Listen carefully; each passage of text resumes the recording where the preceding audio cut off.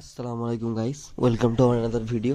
তো আজকের টপিকে তোমরা যে বিষয় নিয়ে জানতে পারবে যে পাখিকে অত্যাধিক গরমে ডিহাইড্রেট হওয়া থেকে বাঁচানো, পাখির প্রপার পরিচর্যা, প্রপার কেয়ার এবং নতুন পাখি করে তোমরা কীভাবে সেই পাখি থেকে প্রোগ্রেস নেবে। তো আজকে এই টপিকে ভিডিও শুরু করতে চলছি। তো তোমরা দেখতেই পাচ্ছ এখানে আমি দানা ঝাড়ছি তোমাদের সামনেই। তো এরকম কোনো ভিডিও ক্রিয়েটাররা যারা দানা ঝেড়ে দানা দিয়ে কী ইউজ করছে, কী দিচ্ছে, ন্যাচারালিভাবে কেউ দেখায় না, আমি ছাড়া। তো তোমরা যারা যারা আমার চ্যানেলে নতুন আছো বা যারা আমার ভিডিওটা নতুন দেখছো তারা চ্যানেলটা সাবস্ক্রাইব করে নাও, আর যারা অলরেডি সাবস্ক্রাইবার আছো আমার চ্যানেলে তারা চ্যানেলটাকে বেশি বেশি করে শেয়ার করো। তো চলো ভিডিওর দিকে আগানো যাক। তো এখানে তোমরা একটা মিক্সচার দেখতে পাচ্ছ। তোমরা বলছো, অনেকে বললো যে দাদা গরমে তুমি ক্যানারি দিচ্ছ, ব্ল্যাক সিড দিচ্ছ, মিলেট দিচ্ছ, পাখির জন্য ক্ষতিকর।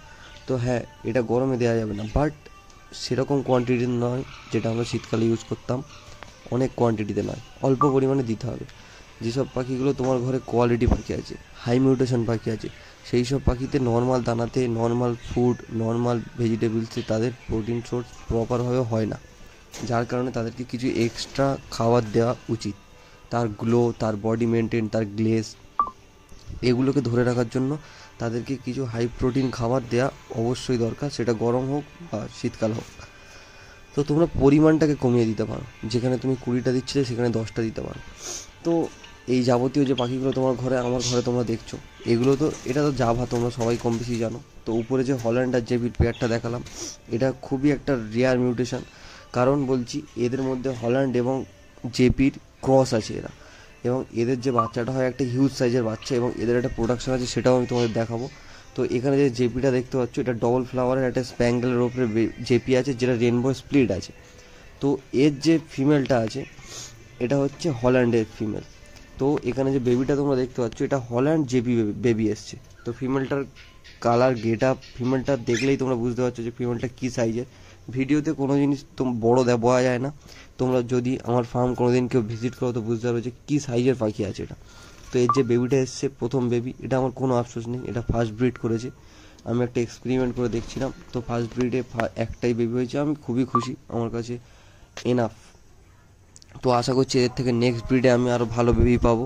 এরপর আমি কিছু তোমাদের সাথে শেয়ার করবো যে আমার ঘরে আরও কিছু হাই মিউটেশনের ককাটেল আমি নতুন অ্যাড করেছি। তো সেগুলোর কেয়ার এবং বেসিক ট্রিটমেন্ট, খাবার দাবার যেরকমভাবে আমি মেনটেন করি এবং কী করে প্রোগ্রেস নিচ্ছি সেটাও তোমাদের সাথে শেয়ার করবো। তো এখানে আমার কিছু জাভা আছে যারা পুরোপুরি রেডি, ফুললি অ্যাডাল্ট, এবং আমি এদেরকে বসানোর জায়গা নেই বলে বসাতে পারছি না, এবং এগুলো আমার সেল করারও ইচ্ছা আছে। যদি কেউ নিতে চাও তো আমার কন্ট্যাক্ট নাম্বার আমি বলে দিচ্ছি, 8777219530। তো এই কন্ট্যাক্ট নাম্বারটা তোমরা নোট করে নাও, আমাকে কল করতে পারো বা SMS-ও করতে পারো। তো আমি এইগুলো পুরোটাই সেল করে দেবো। যাওয়ার বেসিক খাবার বলতে আমি জাস্ট ধান, অল্প পরিমাণে ব্ল্যাক সিড, যার কারণ ওয়েদারটা একদিন বৃষ্টি হচ্ছে একদিন গরম, আর যার জন্য পানিতে আমি নর্মাল কিছু একটু অল্প পরিমাণে ক্যালসিয়াম ইউজ করছি। তো এখানে যে বদ্যির পেয়ারটা দেখতে পাচ্ছ, এটা হল্যান্ডের পেয়ার আছে, প্রপার হল্যান্ড নয়, এটা ক্রস হল্যান্ডে আছে, হল্যান্ড ক্রস। এবং এর উপরেও আমি ওয়ার্কিং করছি যে এর মিউটেশনটা আর একটু ডেভেলপমেন্ট করা যায় কি না। তো এর ফার্স্ট ব্রিডটা আমার কাছে খুবই ভালো রেজাল্ট হয়েছিল, এবং সেকেন্ড ব্রিডটা আমার কাছে অত ভালো হয়নি। তো যার কারণে সেকেন্ড ব্রিডের বাচ্চাগুলো তোমার সাথে আমি শেয়ার করলাম না, কারণ ওগুলো নর্মালি জাস্ট মানে দেখার মতো নয়।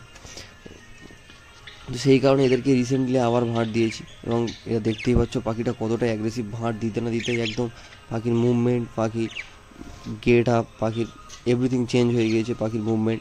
তো এরকমভাবে পাখিকে তোমরা যদি কেয়ার করো, যে পাখির সঠিক যে টাইমে ভাঁড়টা দরকার পাখি, সেই টাইমে যদি তোমরা দিতে পারো, তোমরা পাখি থেকে 100% রেজাল্ট পাবে।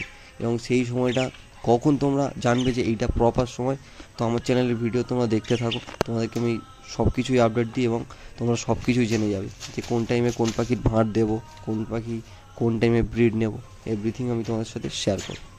তো এখানে তো তোমরা সবাই জানো যে আমার সানের যে পেয়ার আছে, তো এখানেও একটা পেয়ার আছে, তো যে ডিম এগ লে করেছে, এবং এখানে আমার সানের কিছু বেবিও বাইরে বার হয়েছে, সেটাও তোমার সাথে শেয়ার করব।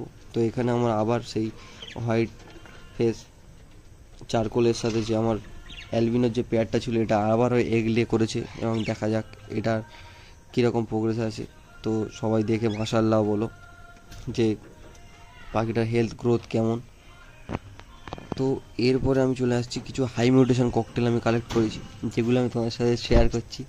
তো আলহামদুলিল্লাহ এখানে আমার কিছু পাইনাপেল আছে, যেখানের মধ্যে blue pineapple, normal pineapple, double red factor, hyper red ফ্যাক্টরও আছে এর মধ্যে। তো এগুলো আমি নেক্সট সিজনে বসানোর জন্য আমি রেডি করছি। তো এগুলো নট ফর সেল, কেউ করবে না। আর কিছু আমি হাই মিউটেশন ককটেল আমার ফার্মের জন্য আমি কিনে এনেছি। তো এখানে তোমরা দেখতে পাচ্ছ কিছু আমার ঘরের বাচ্চা আছে এবং কিছু আমি অ্যাড করেছি। তো এখানে ক্রিম ফেস বাটারফ্লাই আছে, তার সাথে আছে আমার পিওর অ্যালবিনো রেড আই, তার সাথে আছে আমার অ্যালবিনো পার্ল। তো এই কিছু ককটেল নিয়ে আমি ওয়ার্কিংয়ে বসাবো। সামনের সিজনে তোমরা দেখতেই পাবে যে হাই মিউটেশন ককটেল যদি আমার ঘরে প্রডিউস হয় তো তোমরা ভিডিওর সাথে আমি শেয়ার করবো। তো এখানে কিছু বদ্রির বাচ্চা হয়েছিল, সেগুলো আলাদা সেপারেট করা আছে। আর ভিডিওটা যারা এই শেষ পর্যন্ত দেখলে তাদেরকে অসংখ্য অসংখ্য ধন্যবাদ। ভিডিওটা ভালো লেগে থাকলে লাইক, শেয়ার এবং সাবস্ক্রাইব করে দিও। আর চ্যানেল নতুন হলে চ্যানেলটাকে শেয়ার করো। আর এখানে যে তোমরা লং টেলটা দেখতে পাচ্ছ, এটা দুটোই ফিমেল আছে এবং এই পেয়ারটা সেল আছে, যদি কেউ নিতে চাও। এটা পেয়ার নেই, দুটোই ফিমেল, তো বিক্রি করে দেবো। তো ভিডিওটা শেষ পর্যন্ত দেখার জন্য অসংখ্য অসংখ্য ধন্যবাদ। এবং নেক্সট ভিডিও আমি নিয়ে আসছি কিছু ফার্ম ভিজিট নিয়ে। তো শেষ পর্যন্ত ভালো থেকো, সুস্থ থেকো, খোদা হাফেজ।